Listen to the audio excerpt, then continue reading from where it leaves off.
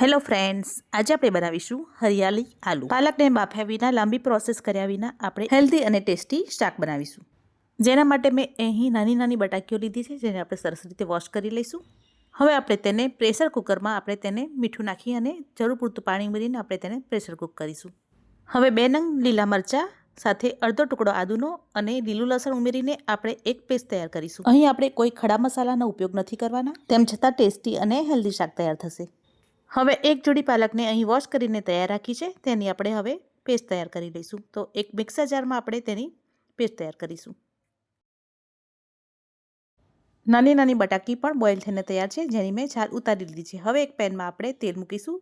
તેલ ગરમ થાય એટલે જીરું, હિંગ, તૈયાર કરેલી આદુ લસણ અને મરચાંની પેસ્ટ, જેને આપણે સરસ રીતે સાંતળી લઈશું. હવે 1 નંગ ઝીણી સુધારેલી ડુંગળી એડ કરીશું.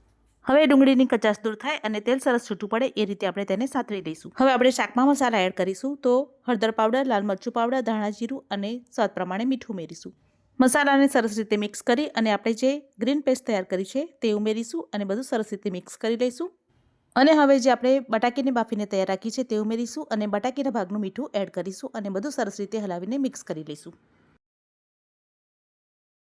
બધું સરસ મિક્સ થઈ જાય એટલે આપણે શાકને 5 થી 7 મિનિટ માટે ઢાંકીને તેને ચડવા દઈશું.